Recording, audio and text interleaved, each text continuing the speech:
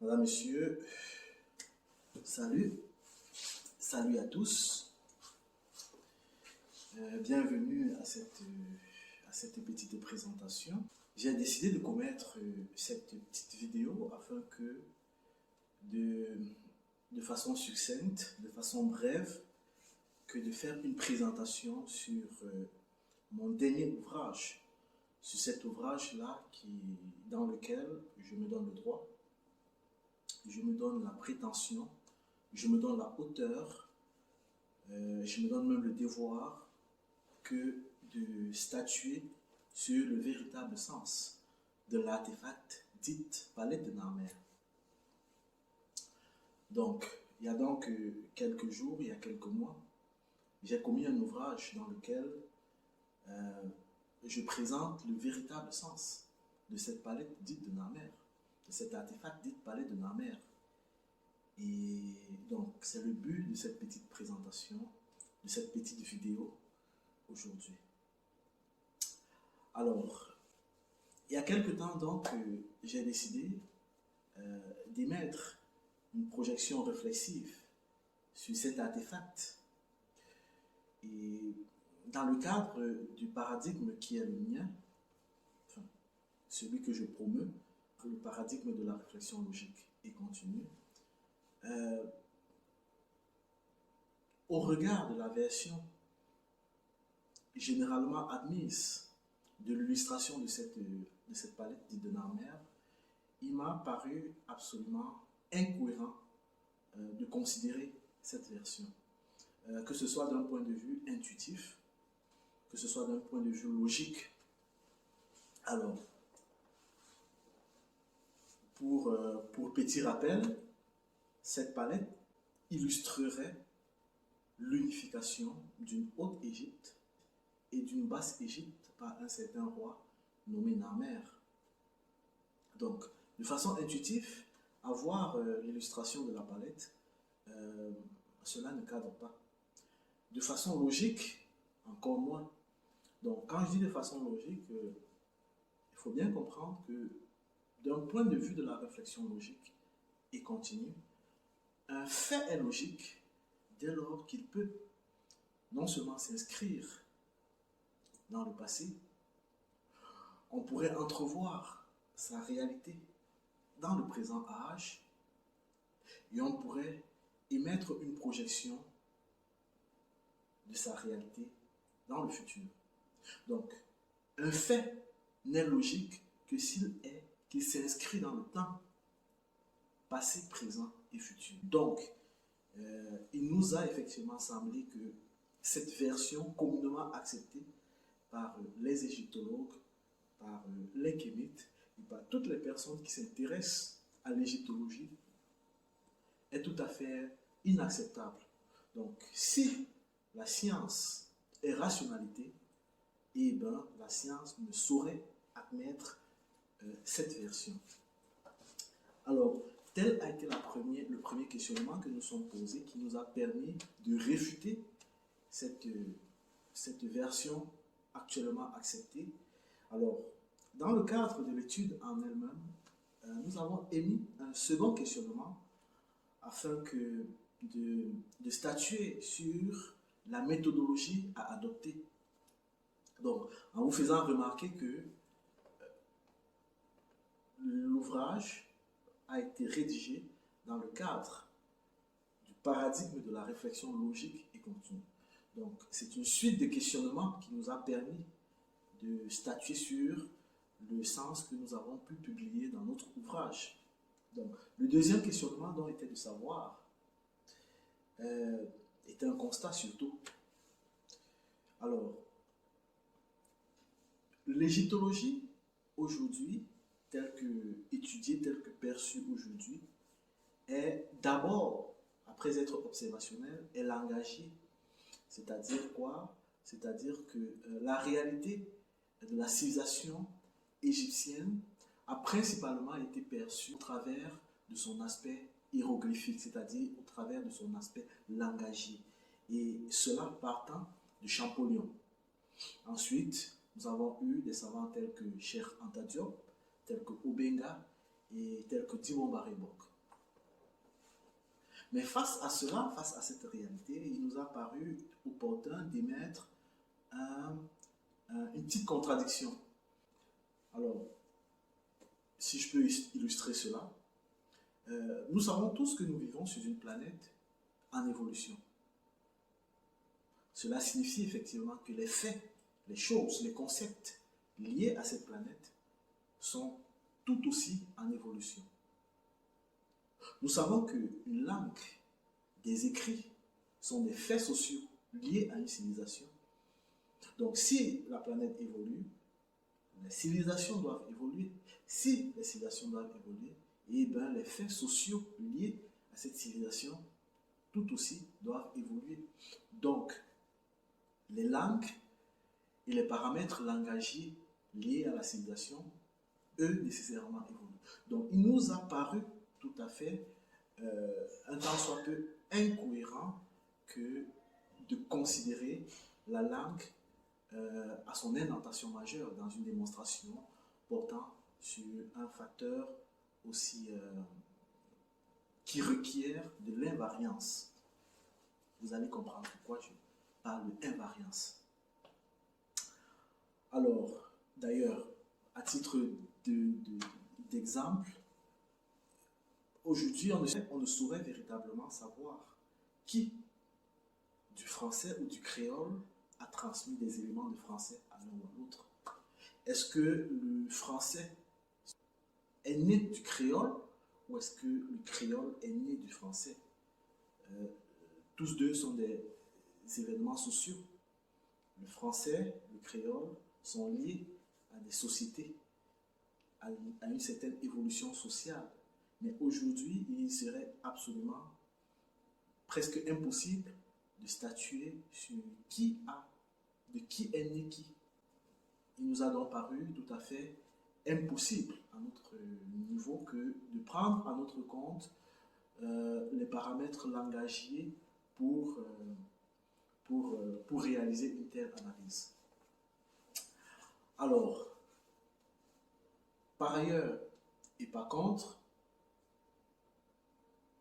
ayant compris bien évidemment que nous vivons sur une planète évoluante, transformante, où rien n'est immuable, où rien n'est statique, le questionnement qui nous a paru opportun d'émettre était de savoir, effectivement, la planète évolue, bien évidemment.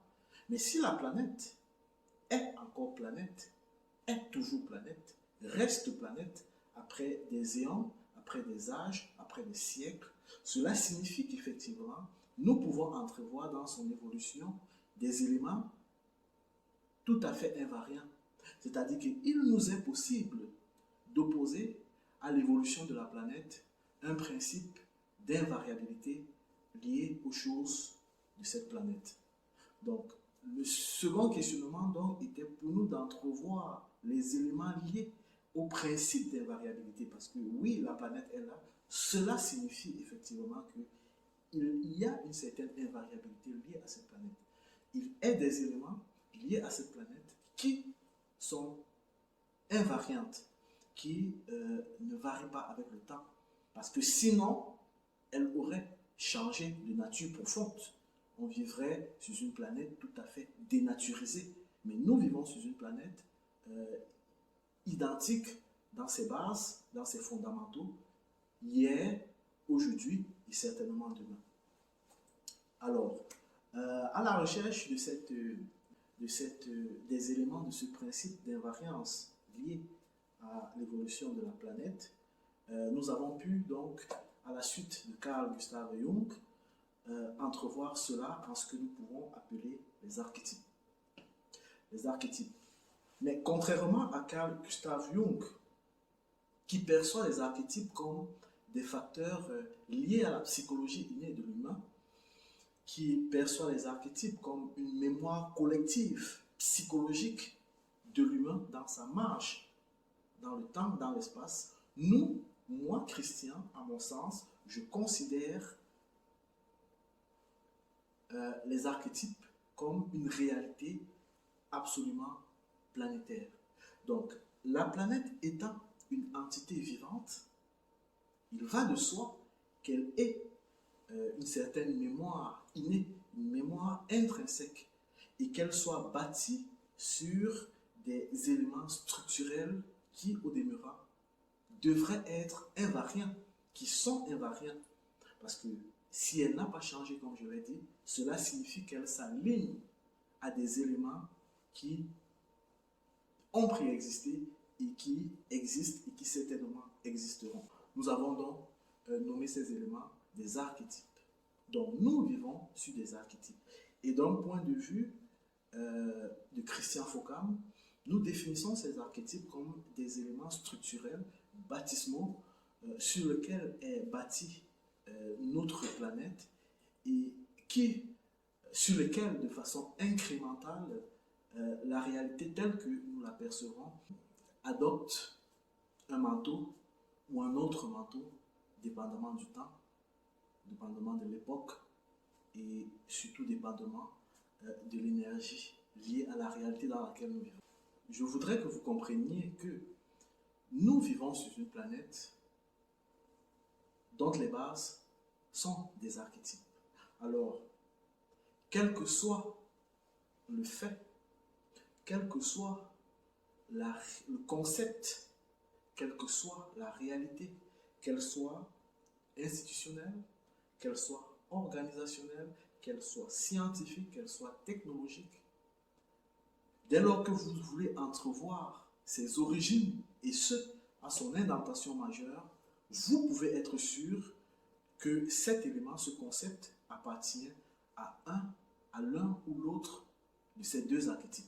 Parce que les archétypes sur lesquels sont assis notre planète, donc sont de deux ordres.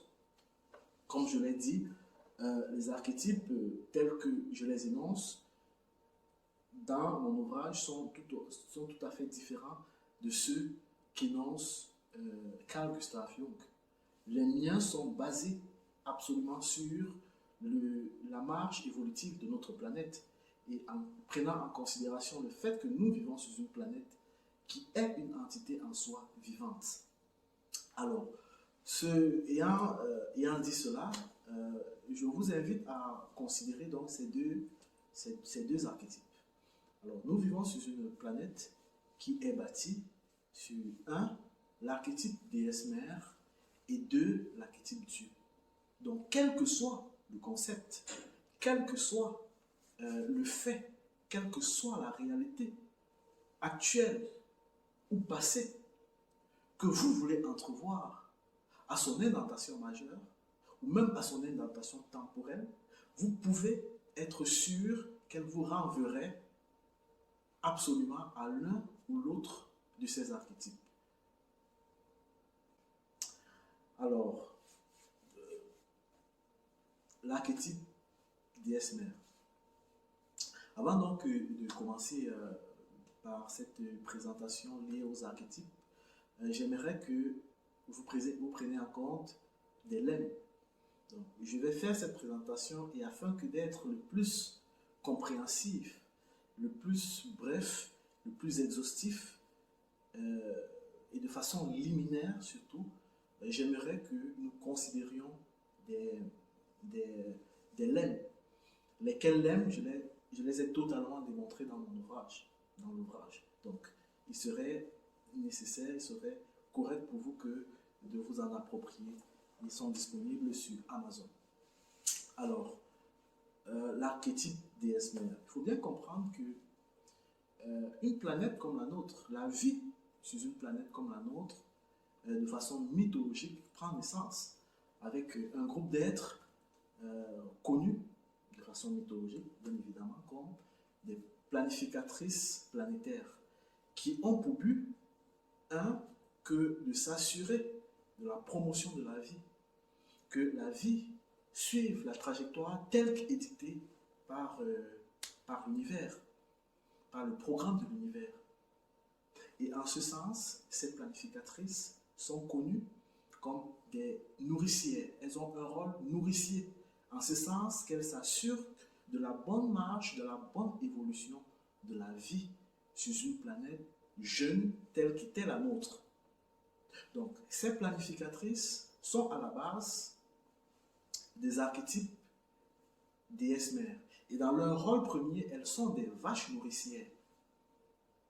Alors, et en termes de symbolisme, elles sont bien évidemment, elles acquièrent ce symbole lié à ce rôle de vache nourricière. C'est pourquoi dans les idéogrammes égyptologiques, vous avez ce que vous appelez la reine Hathor, qui en fait n'est pas une reine, mais qui est simplement l'expression de cette planificatrice, de cet archétype lié aux planificatrices dans leur rôle de nourricière, de promotion de la vie sur une planète comme la nôtre. Et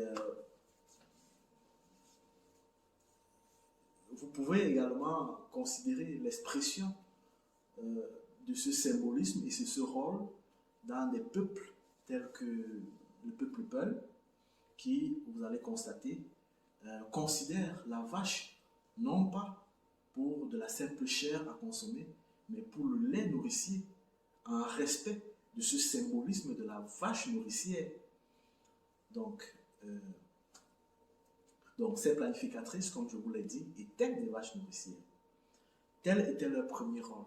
Leur second rôle, elles étaient une plateforme adaptative du point de vue infini, universel de l'univers sur des planètes, sur des modestes planètes temporelles, finies, telles qu'était la nôtre. Et à ce titre, elles étaient considérées comme la voie de la sagesse. Donc, ces planificatrices, dont est issue l'archétype déesse-mère, avec pour second rôle que d'être la voie de la sagesse sur une modeste planète comme la nôtre.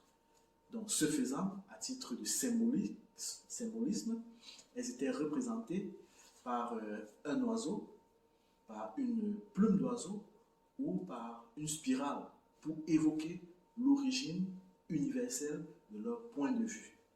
Est-ce que vous comprenez? Donc, c'est la raison pour laquelle sur les idéogrammes égyptiens, de l'Égypte ancien, effectivement, vous avez cette reine, je crois, Isis ou Maat, qui est parée de cette plume d'oiseau. En réalité, il ne s'agit pas d'une déesse, il s'agit de l'expression archétypale du rôle de ces planificatrices planétaires dans ce rôle qui était pour elle que d'être le point de vue de l'univers, c'est-à-dire la sagesse. Et comme je vous l'ai dit, un archétype est invariant dans le temps. C'est-à-dire, quelle que soit l'époque où on le considère, il va évoquer le même point de vue. Il ne va parler que de la même chose et de la même réalité. C'est la raison pour laquelle, si nous considérons la Sophia grecque, qui est effectivement représentée par un oiseau, en réalité, il s'agit de la sagesse, il s'agit du point de vue de l'univers, de ces déesses-mères, de l'univers issu de ces planificatrices planétaires, dont est issu l'archétype déesse-mère. Alors, d'un point de vue beaucoup plus social, c'est cet archétype lié aux planificatrices planétaires, qui bien évidemment étaient des sens féminins des choses, vont donner naissance à ce qu'on connaît aujourd'hui comme le matriarcat. Donc, ils vont donner naissance à l'appréhension sociale matriarcale, c'est-à-dire une appréhension, une considération de l'environnement, de la société, du point de vue de l'essence féminin des choses. C'est ça le matriarcat. Le matriarcat, c'est la considération de l'environnement dans lequel on vit, qu'il soit phonique, qu'il soit florique, qu'il soit scientifique, mais au travers de l'essence féminin des choses, ce qui renvoie automatiquement à la sagesse, à la connaissance. Donc, et dans la marche évolutive de cette appréhension sociale, cet archétype déesse-mère va donner naissance à ce que nous méconsidérons aujourd'hui comme une déesse. Elle va donner l'institution Maat, Donc, dans le marche, dans le temps, dans l'histoire, l'archétype déesse mère va s'auréoler du point de vue social, connu aujourd'hui comme étant le matriarcat. Ensuite, va donner naissance à la MAT. La MAT qui est une institution sociale à caractère, aujourd'hui on pourrait dire, politique. Alors, afin de me faire mieux comprendre, vous me permettrez donc de faire une brève présentation de ce qu'était cette MAT. Alors, la MAT était donc une institution sociale, politique, constituée d'un certain nombre de membres, lesquels membres étaient connus comme des sages et étaient appelés des cocos. Donc, les cocos ou anciens des peuples étaient membres de cette MAT. Et ces cocos étaient des savants, étaient des érudits. Ils étaient scientifiques, ils étaient savants, ils étaient médecins, guérisseurs, bâtisseurs, bref, l'ensemble des domaines des connaissances. Et ces anciens des peuples, ces cocos, dépendamment de leur savoir, de leur domaine de savoir, de prédilection, se regroupaient dans l'une ou dans l'autre, dans une ou dans une autre chambre. Donc, ils formaient des groupes suivant leur connaissance, suivant leur savoir de prédilection.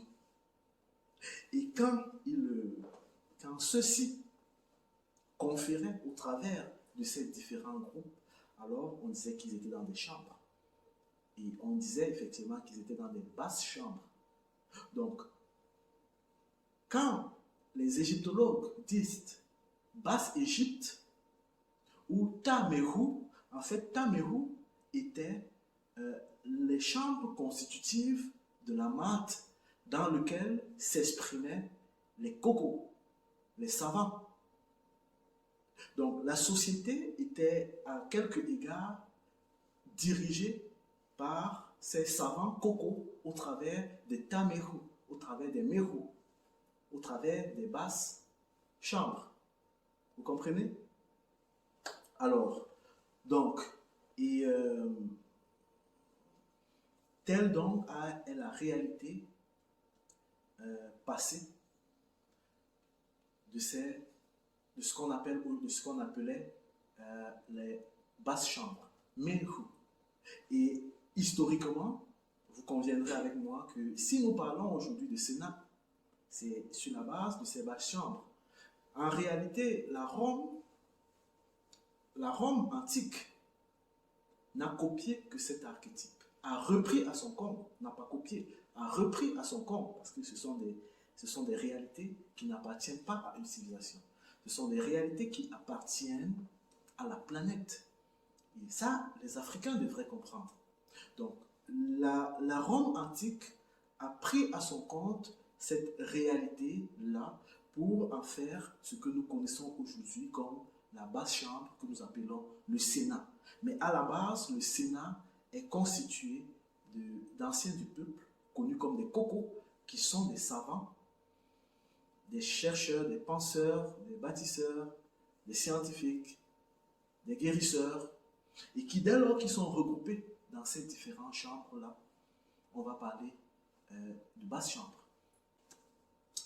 Alors, telle est la réalité, de façon brève, telle est la réalité archétypale d'un point de vue institutionnel de l'archétype déesse-mère, en vous faisant comprendre que l'archétype est une réalité liée à la planète.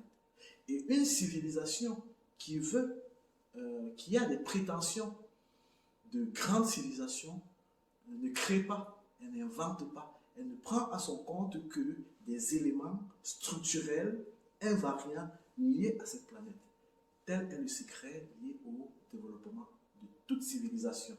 tel est le secret que les Africains devraient comprendre.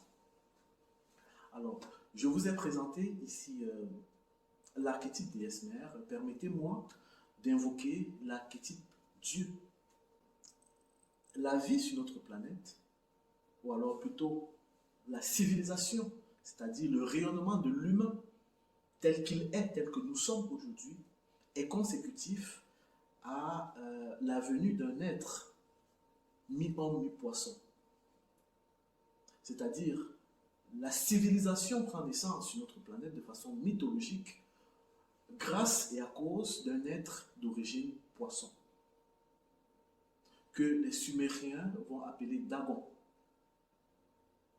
et qui va être à la base de ce qu'aujourd'hui nous considérons comme la religion. Donc, chaque fois que nous allons parler, entrevoir ou alors analyser des points liés à la religion, vous pouvez être sûr qu'il appartiendra, qu'il nous ramènera à son indentation majeure, à cet archétype lié à Dieu. Alors, l'archétype en lui-même, l'archétype Dieu, de par son symbolisme, de par sa représentation, au travers de ce Dieu, de cet être, mi-homme, mi-poisson, va être symbolisé par un poisson. Quel que soit le fait, quel que soit le concept lié à la religion sur cette planète, hier, aujourd'hui et certainement demain, vous pouvez être sûr que, à son indentation majeure, il va s'apparenter à l'eau et au poisson en tant que fils de l'eau. Tous les faits, tous les concepts religieux de notre civilisation ont une réalité liée à l'eau à cause de cet archétype Dieu. Alors, de façon sociale, cet archétype Dieu va donner naissance à une institution, mais plutôt une confrérie que nous connaissons aujourd'hui comme Narmer, qui est connu dans la Bible comme Moïse. Pour mieux comprendre donc cette réalité archétypale liée à l'institution Narmer, Moïse, Moshe, la confrérie des fils des eaux, il faut prêter attention aux écrits bibliques, aux écrits de l'Exode. Parce que dans les écrits de l'Exode, les compilateurs ont commis une erreur. Ont commis une erreur qui a créé un contresens. Mais quand nous savons que Moïse est une institution, de fait, le contresens disparaît. Vous savez, dans les écrits bibliques, dans les autres, on nous fait comprendre que Moïse a reçu mandat de Dieu pour une certaine mission divine. Mais face à cette mission, ce Moïse avait un problème d'expression. Donc, à cause de ce problème d'expression, il va lui être accordé un porte-parole à la personne de Aaron. Mais finalement, c'est Josué qui va pouvoir accomplir la mission divine. Mais la simple question, sans tomber dans un autre dogmatisme, serait le suivant. Si Dieu, dans sa toute-puissance, avait entrevu le fait que Moïse n'avait pas de parole, n'aurait-il pas été plus facile que de lui accorder la capacité de l'expression dans cette toute-puissance? Et si par ailleurs, in fine, ce n'aurait été ni Moïse, ni Aaron qui auraient achéré la mission, pourquoi n'avoir pas simplement désigné Josué, le serviteur, a priori? Donc, en réalité, il s'agit là simplement d'une mauvaise appréhension, d'une mauvaise compréhension d'un fait institutionnel. Il faut bien comprendre que les compilateurs de la Bible l'ont compilé dans un biais civilisationnel dans lequel tout événement marquant de la vie d'une civilisation devrait nécessairement être accompli par un homme fort, le roi, ce qui n'était pas le cas dans la civilisation des maîtres de la vallée du Nil. Donc en réalité, si Moïse n'a pas la capacité d'expression dans l'Exode, c'est tout simplement parce qu'elle est une institution. Une institution n'a pas vocation à avoir l'intuitu personnel. Une institution ne peut avoir la capacité d'expression qu'au travers d'un de ses membres mandaté pour. Et effectivement, c'est la raison pour laquelle il va lui être adjoint un certain nommé Aaron. Mais en réalité, cet Aaron, lui aussi, est tout aussi problématique. De façon intuitive, de façon logique, il nous est loisible de comprendre que la compilation à ce niveau également a été ratée. Parce que si nous opposons à Aaron la transcription hébreu de l'origine de ce nom, Aaron, en fait, nous avons Aaron Ha-Edou, c'est-à-dire l'âge d'alliance. Aaron vient de Aaron Ha-Edou. Et quand les Hébreux disent Aaron Ha-Edou, cela nous renvoie à l'arche d'alliance. Mais effectivement, l'arche d'alliance est l'alliance. L'alliance, c'est-à-dire le but de l'institution. Je vous ai fait comprendre que l'institution avait pour but que de préserver l'alliance, c'est-à-dire la civilisation humaine. L'alliance faite aux hommes de façon mythologique par ce Dieu, mi-homme, mi-poisson, était celui de préserver l'humain, de retourner à son état primitif. Et effectivement, donc, Aaron évoque, dès lors qu'on l'a transcrit, de par son thème originel hébreu, elle, effectivement, signifie l'arche de l'alliance, c'est-à-dire le but en lui-même de l'institution. Donc, vous serez d'accord avec moi si je vous disais que les compilateurs de l'Exode ont non seulement personnifié l'institution, mais ils ont également personnifié le but de l'institution. Donc, dès lors que je vous ai dit cela, nous avons effectivement Josué, le prêtre, qui c'est lui le grand prêtre. Josué, en réalité, n'est pas un nom propre. C'est un titre, en fait. Josué, c'est un titre. Et il vous est effectivement loisible d'entrevoir en Josué l'origine de Jésus. Il vous est loisible d'entrevoir au travers du symbolisme poisson l'origine de Ictus. Mais je le démontre pleinement dans mon ouvrage. Et donc, dans cette présentation et dans cette démonstration, je m'oppose à la thèse qui voudrait que Christ vient de Iker Sechetao, je ne sais pas quoi, que j'ai pu entrevoir de certains chercheurs, de certains égyptologues. Non. Jésus-Christ vient à son indentation majeure de l'archétype Dieu. Comme toutes les réalités, comme toutes les conceptions liées à la religion de notre monde, à leur indentation majeure, ils viennent tous de l'archétype Dieu. Et avant de clore cette première partie liée aux archétypes, je tiens une fois de plus à faire remarquer aux Africains, à interpeller les Africains sur un fait, sur une réalité. La vie sur notre planète est archétypale. Alors, tout ce qui a existé, tout ce qui a préexisté et tout ce qui existe, en réalité, n'ont un déploiement qu'à cause du fait qu'elle s'inscrit ou pas dans cet élan de la planète, c'est-à-dire en alignement et en accord avec les archétypes. Donc, il n'y a pas de civilisation, il n'y a pas d'archétype fondamental qui appartient à une humanité, non. La planète en elle-même promeut son déploiement et quitte aux êtres, aux civilisations, aux races peuples qui veulent se promouvoir comme grande civilisation que de s'aligner dans cette trajectoire archétypale.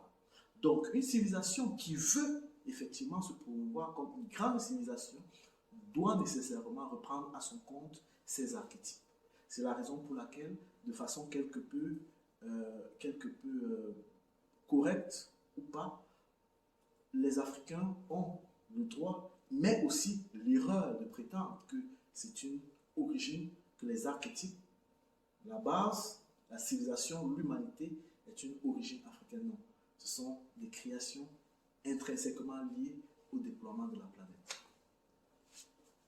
Alors, quand j'ai dit cela, il nous est loisible de comprendre, de percevoir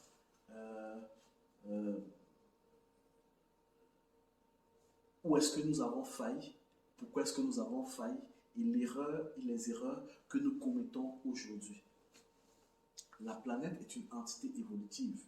Et dès lors qu'il est question pour nous de lui opposer une construction sociale, une construction humaine, une construction institutionnelle, technologique ou autre, il faut nécessairement qu'elle prenne en compte cette destinée évolutive. Donc, regarder, inscrire, prédire, tabler son avenir dans le rétroviseur du temps est, comme qui dirait, pécher contre l'évolution, contre le véritable sens des choses. Nous péchons à entrevoir notre déploiement dans le rétroviseur du temps.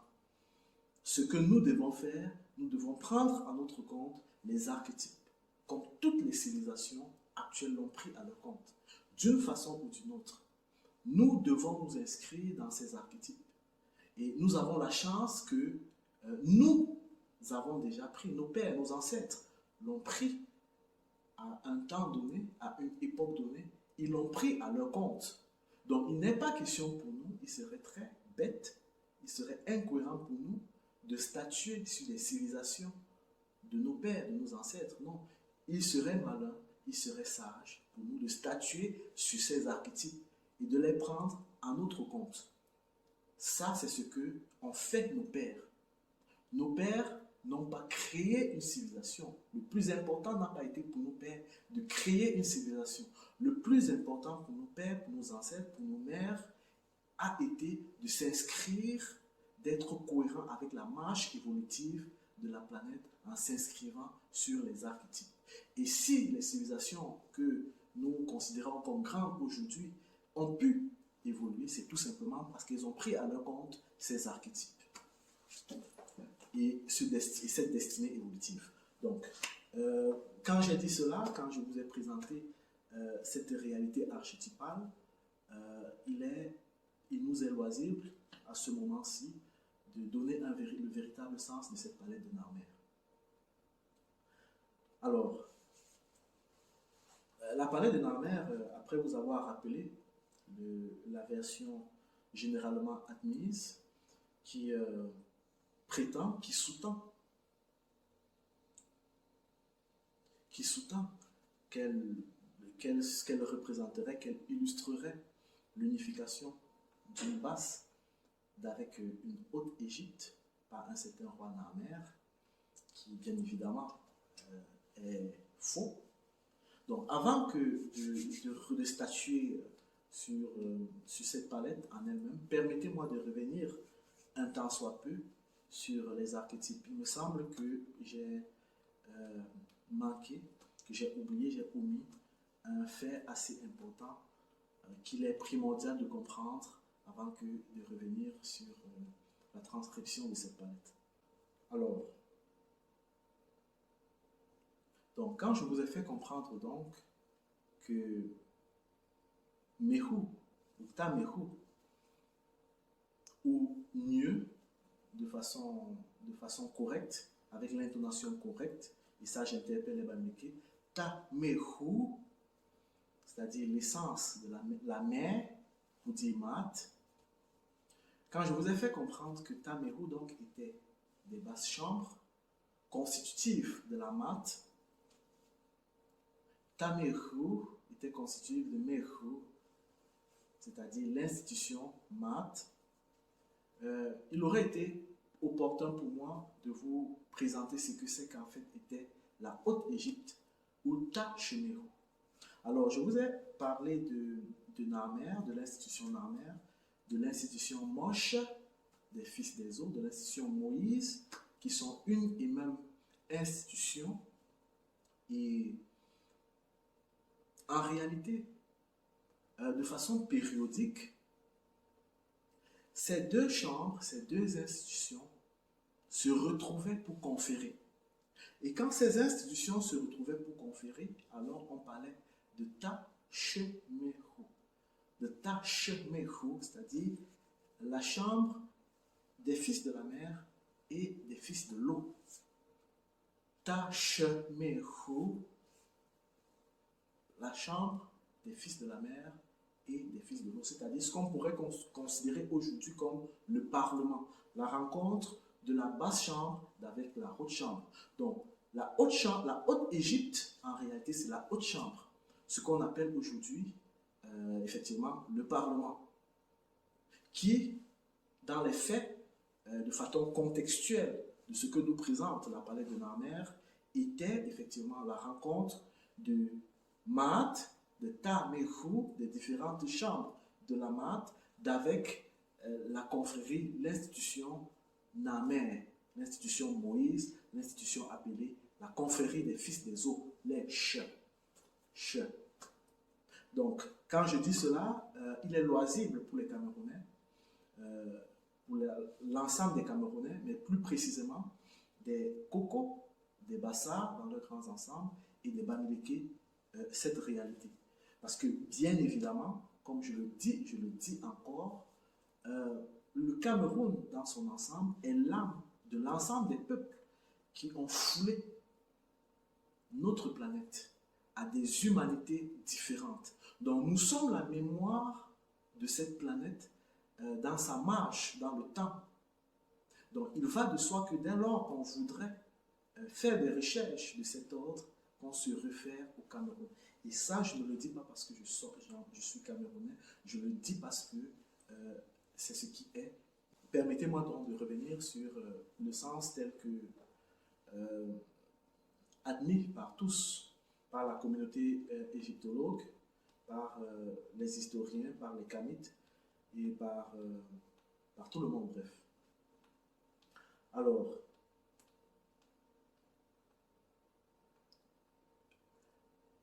la palette de Narmer illustrerait, selon la version actuelle des choses, l'unification d'une haute Égypte d'avec une basse Égypte par un certain roi nommé Narmer. Alors, si nous considérons que haute et basse Égypte sont des lieux géographiques et que par ailleurs, le roi nommé Narmer est une personne individuelle, intitule, alors nous serons forcés d'admettre avec moi que c'est une erreur, que cette interprétation, cette transcription est fausse. Alors, le but donc de cette présentation, comme je vous l'ai dit, est de vous présenter ma version, est de vous présenter le véritable sens de cette palette, et tel que je vous l'ai présenté dans mon ouvrage. Et comme je vous l'ai dit, avant de prétendre donner un sens à cette palette, il aurait fallu aux historiens du siècle passé déjà que de connaître, d'entrevoir les archétypes tels que je vous l'ai énoncés, et ensuite de pouvoir faire correspondre les faits, ces archétypes, les éléments archétypaux liés à cette impliqués dans cette palette, dans l'histoire, dans le présent âge, avec un possible déploiement dans le futur. C'est dans cette considération, c'est-à-dire dans notre paradigme, que j'appelle, que j'interpelle encore une fois de plus ici, le paradigme de la réflexion logique et continue, que vous allez me savoir gré que de vous donner le véritable sens à cette palette. Alors, la palette est constituée d'une face recto et d'une face verso, et les scènes sont illustrées sur des registres. Donc, nous allons expliquer face après face et registre après registre.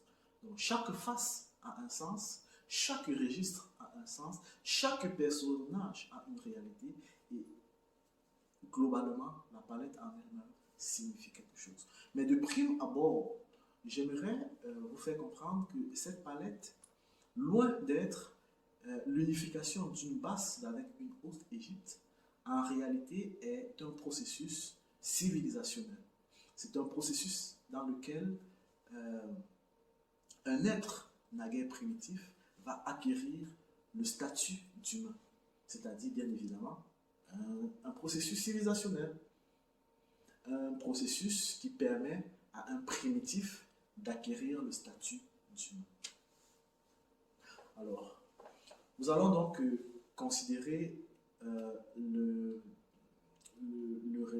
recto, la face recto, et nous allons considérer le premier registre. Dans ce premier registre, nous pouvons voir, sur ce premier registre, nous avons deux têtes de vache qui encerclent un poisson. Vous savez déjà ce que c'est que, d'un point de vue archétypal, ce que représentent les têtes de vache et le poisson. Alors, la tête de vache, pour revenir un tant soit peu sur l'explication que j'ai donnée en amont de cette présentation, la tête de vache est liée à l'archétype déesse-mère qui va donner naissance à l'appréhension matriarcale de la société et à l'institution mat. Le poisson est lié à l'archétype Dieu qui va donner naissance à l'appréhension dogmatique paternaliste de la société et qui va donner naissance à la confrérie, à l'institution Namer, Moïse, les fils des eaux. Donc, alors, si nous considérons que la palette de Namer sont des illustrations de la marche, des événements de la marche dans le temps d'une civilisation, de la civilisation considérée, alors nous pouvons inférer que ce premier registre représente les institutions impliquées, représente le sceau des institutions impliquées dans ces événements. Donc, avec raison, nous pouvons donc déduire que le premier registre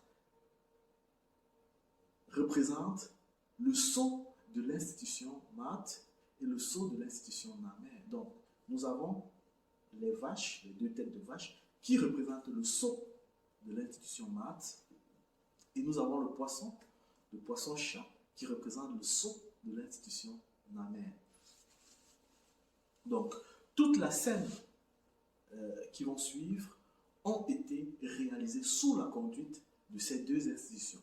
Et je vous ai déjà fait comprendre que l'unification de ces deux institutions est ce que nous appelons aujourd'hui le Parlement, c'est-à-dire Ta-She-Mehu, c'est-à-dire l'union des Mehu et des fils des eaux. She-Ta-She-Mehu, c'est-à-dire la haute Égypte, la haute chambre, la Mat et Namer. Les fils de Mat, les Cocos, et les fils de Namer, de Moïse, les fils des eaux, les chiens. Donc, toutes les scènes qui vont suivre ont été réalisées par le Parlement. Ça fait du sens, que ce soit dans le passé, que ce soit dans le présent. Et il est possible pour nous d'émettre une projection future avec une telle considération. Donc, je le redis encore, si nous considérons que ce sont les scènes de vie là représentées dans les différents registres, alors nous serons forcés de considérer le premier registre comme le sceau institutionnel, le sceau des institutions impliquées dans ces événements, dans ces événements liés à ce peuple en considération. Alors,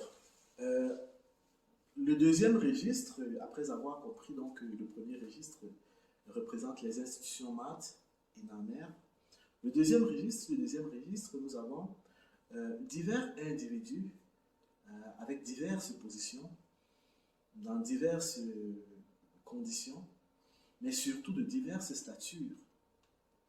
Nous avons un premier individu qui a comme particularité qu'il a des babouches en main, des chaussures en main.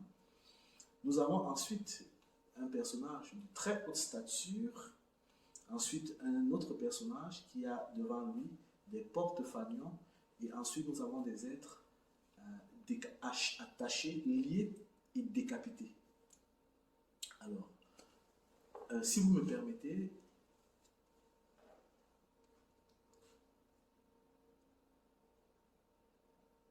si nous considérons les statures de ces différents personnages,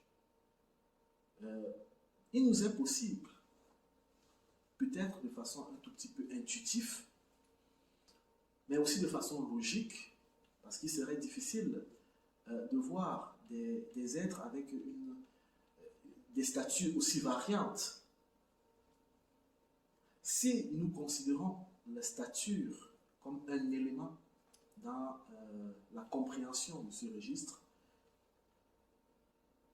il nous serait logique de considérer effectivement que la stature en réalité n'est pas un élément physionomique.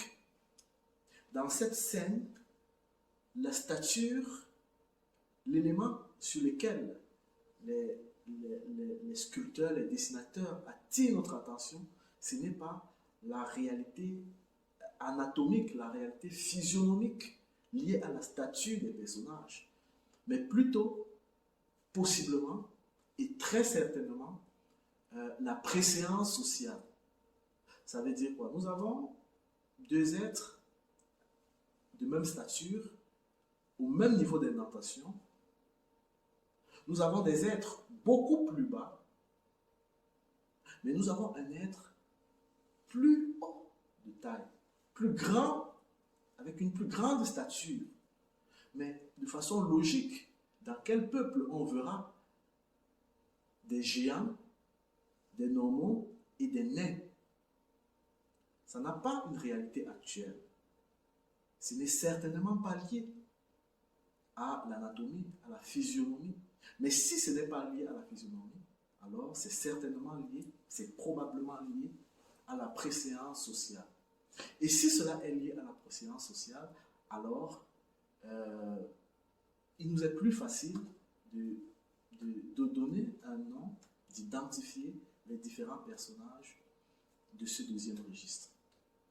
Alors, si nous considérons donc le premier personnage de haute stature, mal nommé, mal connu comme le roi Namer, de par sa stature, nous pouvons entrevoir qu'en réalité, il s'agit d'une institution.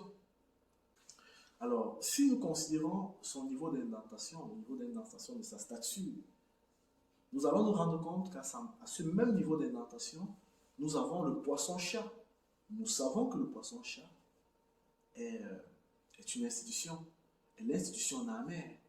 Donc, nous pouvons déduire que, vu que ce personnage de haute stature est à la même indentation que le poisson-chat, alors il s'agirait de deux éléments de même nature et à la même préséance sociale, c'est-à-dire deux institutions. Mais de quelle institution s'agit-il? Alors, la nature de cette institution, liée au personnage, va nous être révélée par la couronne qu'il arbore. Nous vous avons fait comprendre que dès lors que vous pouvez voir un oiseau, une spirale, une plume, comprenez-en qu'elle vous renvoie à l'archétype déesse mère. Donc, la couronne que ce personnage de haute stature arbore, effectivement, renvoie à l'artefact déesse mère. Donc, il s'agit de l'institution Maat. Donc, nous avons donc l'institution Maat, et face à lui et à la même indentation, nous avons l'institution Namer représentée par le poisson-chat. Alors, derrière lui, vu que nous avons identifié l'institution, derrière lui, nous avons un coco, c'est-à-dire un ancien, c'est-à-dire un sage, c'est-à-dire un membre de ta mehu, c'est-à-dire un membre appartenant à une des chambres mehu. C'est pourquoi il a ses babouches à main pour dire qu'en réalité, il appartient, il est serviteur de cette institution mat. Et vous pouvez voir en face de lui une fleur, en vous faisant remarquer qu'en réalité, ces cocos étaient connus comme les fleurs aux 6 pétales. C'est des fleurs aux pétales. De par leur savoir, ils étaient connus dans la société comme des fleurs aux 6 pétales. Donc, vous pouvez voir une fleur là, à son niveau d'indentation, tout simplement pour caractériser son appartenance. Alors, ensuite, en face, nous avons de façon intuitive le troisième personnage. Nous pouvons, de façon très facile, dire que c'est un homme de guerre, c'est un chef d'armée, c'est un chef de guerre, vu qu'il a devant lui toute une armée qui porte des étendards. Et devant la conséquence et la résultante de cette armée, les faits d'armes de ce chef d'armes et de cette armée sont ces êtres qui vont être attachés et décapités. Donc, en réalité, que nous suggère ce premier registre?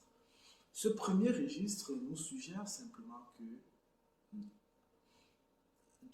ce premier registre nous suggère la première phase de ce processus civilisationnel. Je vous ai fait comprendre que la palette de Narmer illustre un processus par lequel un être naguère primitif va acquérir le statut d'humain. Donc, dans la première phase de ce processus, nous avons donc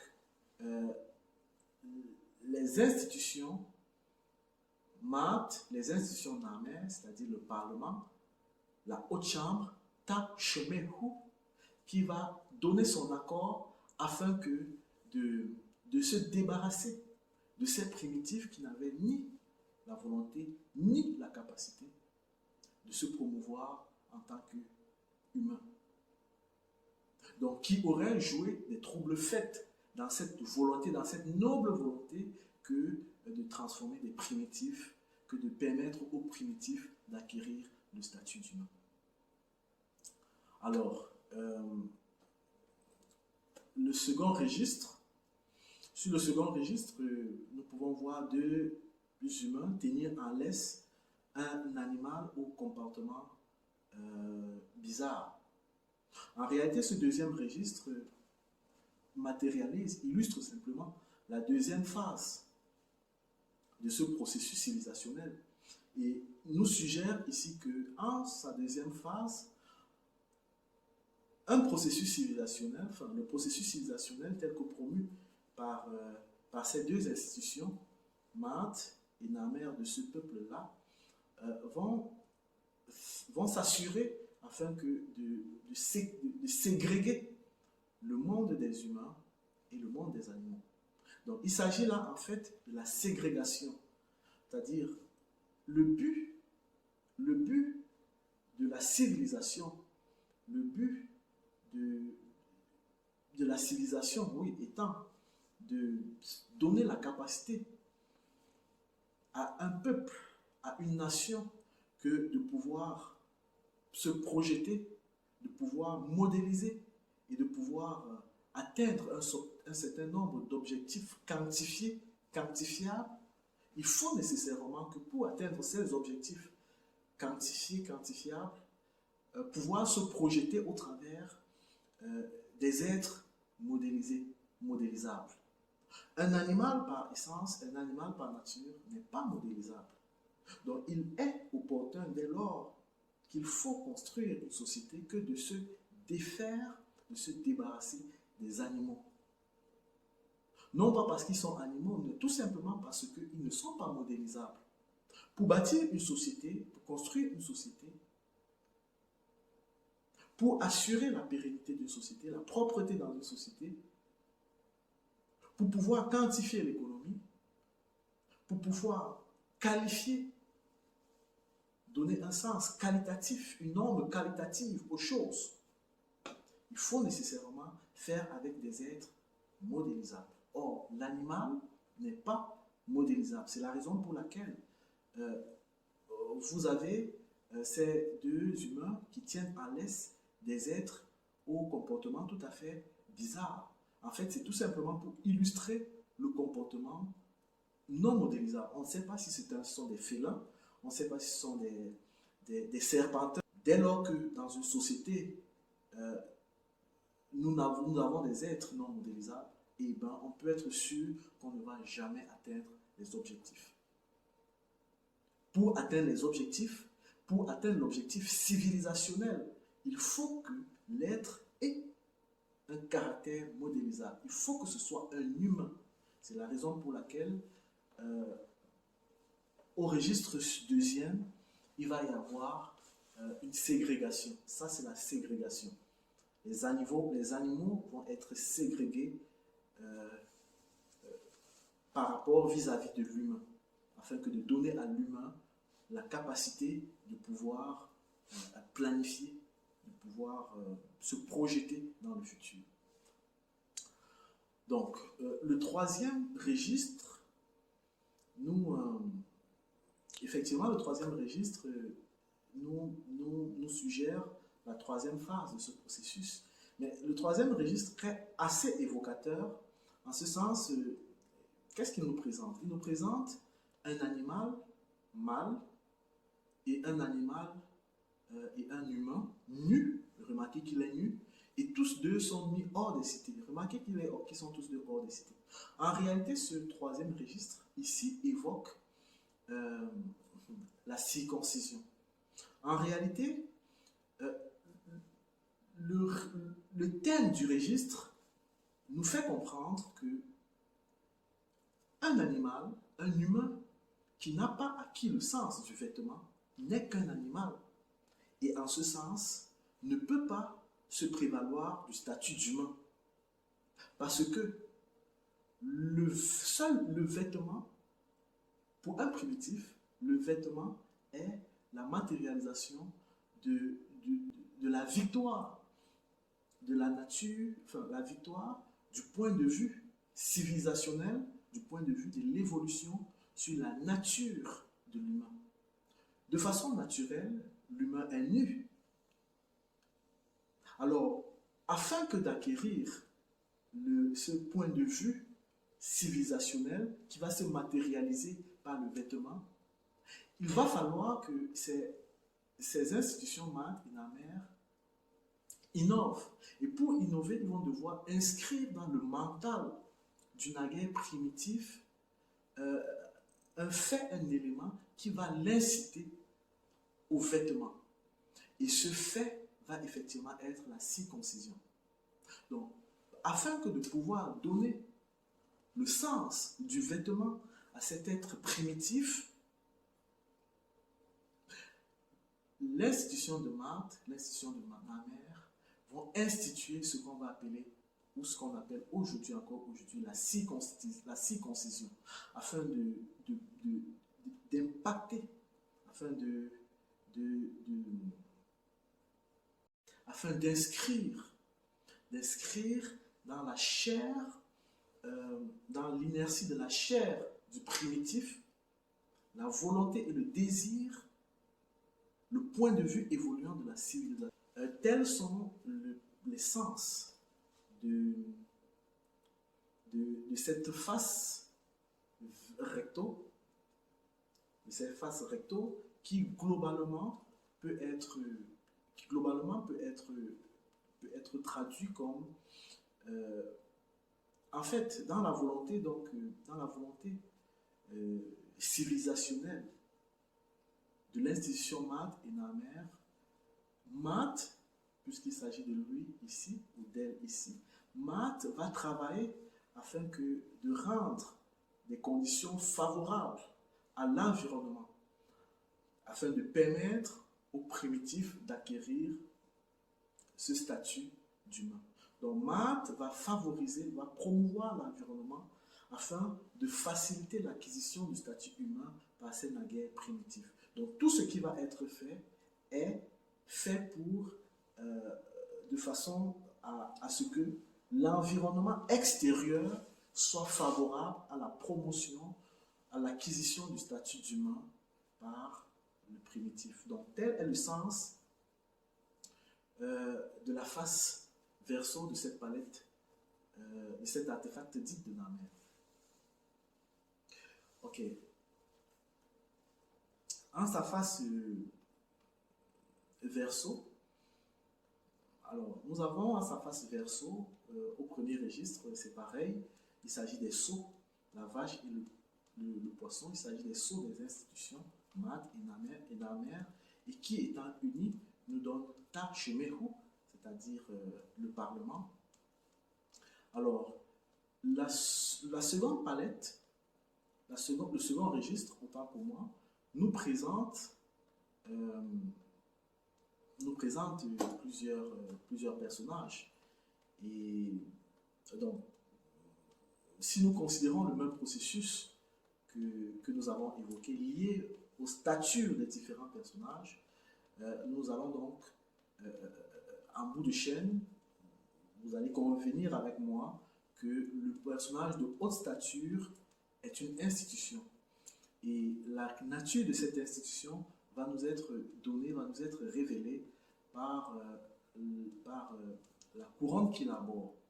Si vous prêtez attention à la couronne de ce personnage, elle va évoquer, vous conviendrez avec moi qu'elle évoque un poisson.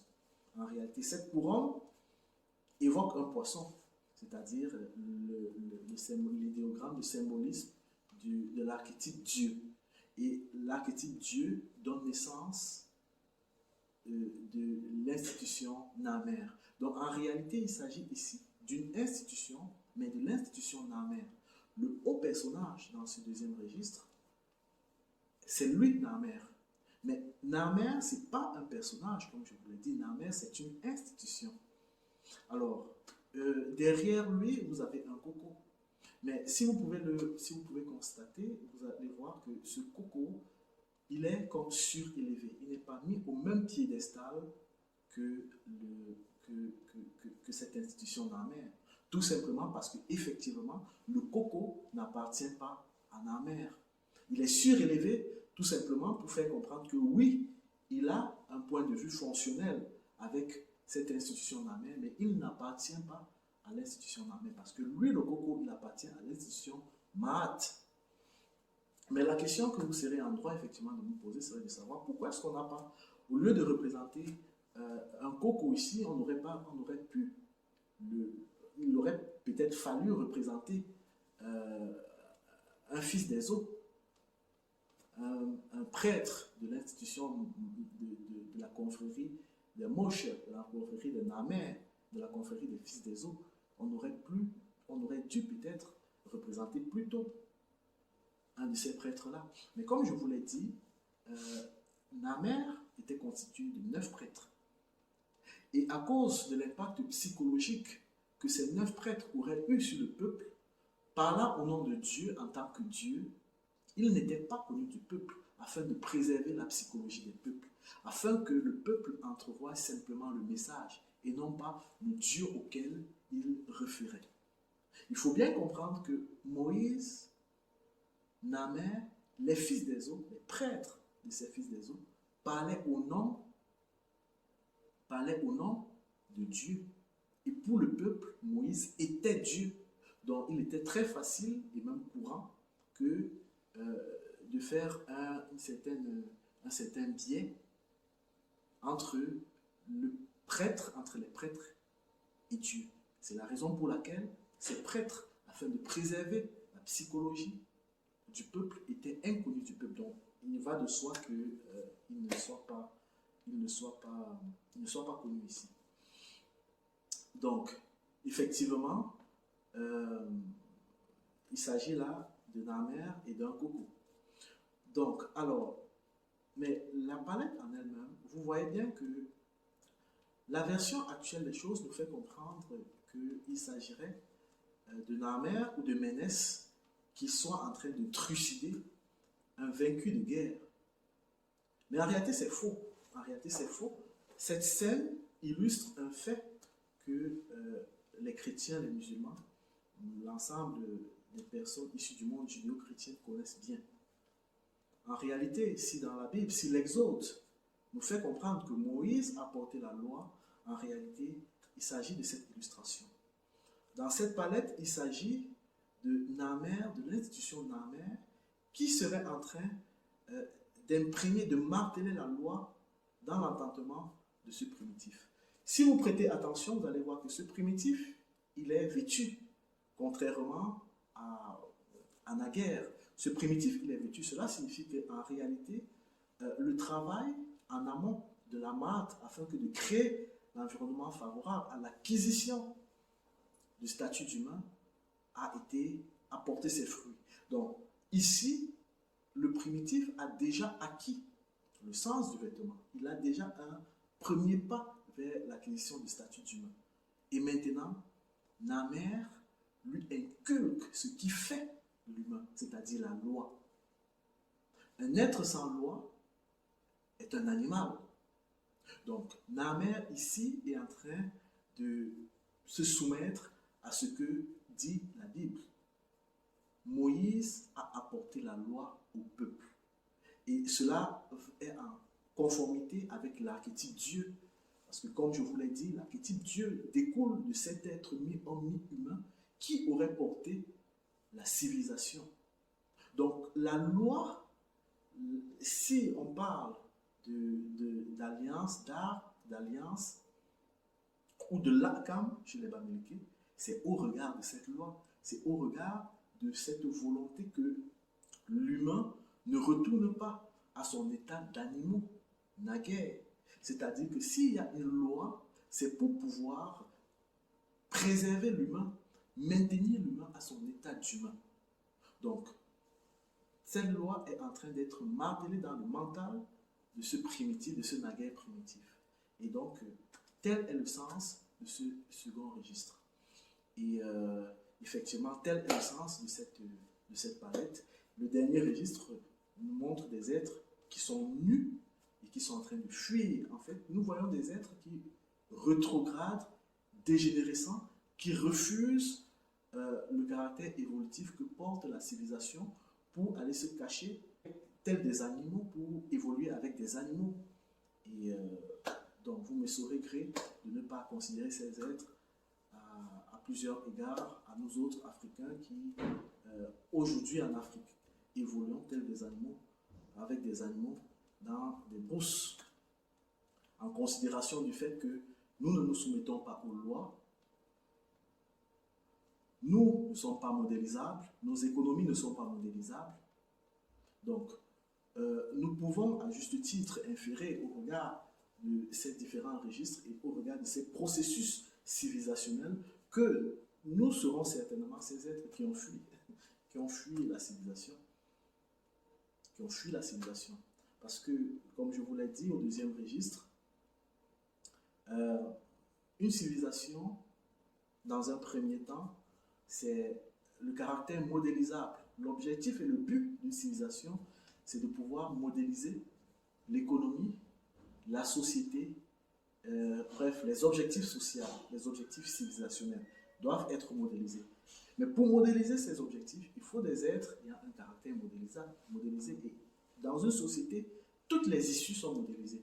Mais considérons, nous les Africains, rien n'est modélisé. Les naissances ne sont pas modélisées, l'économie n'est pas modélisée, rien n'est modélisé.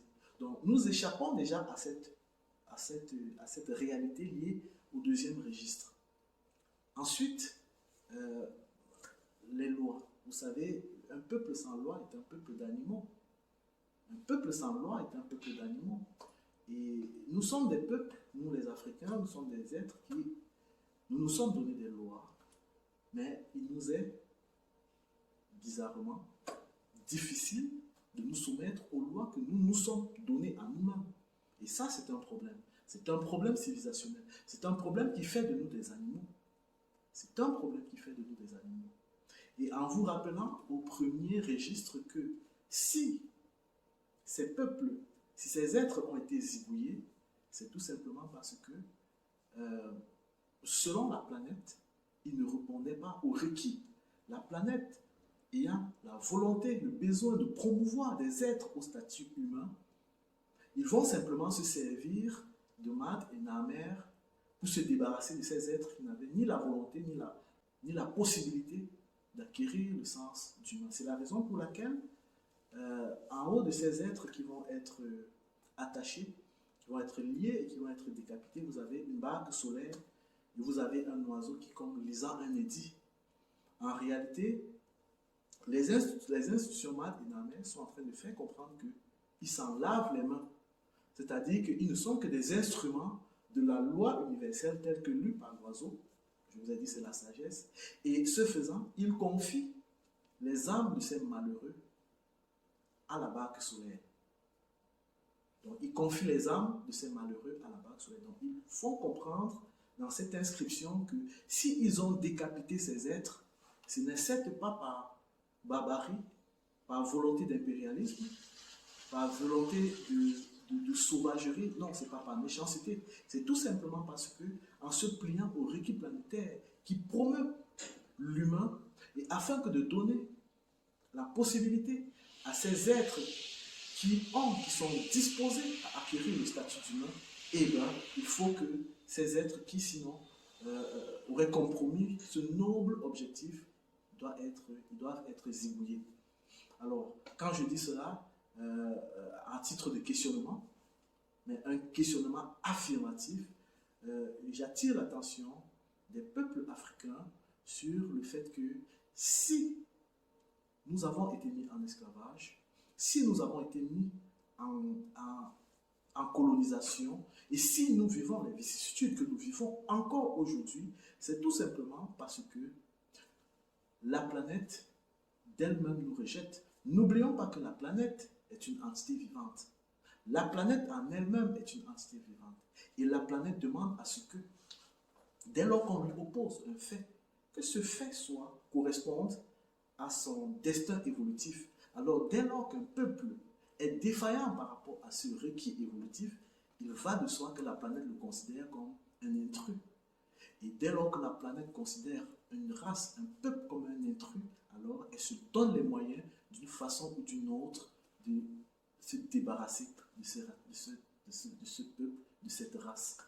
Alors, ce faisant, je vous ai présenté le véritable sens de cette palette dite de Naamer.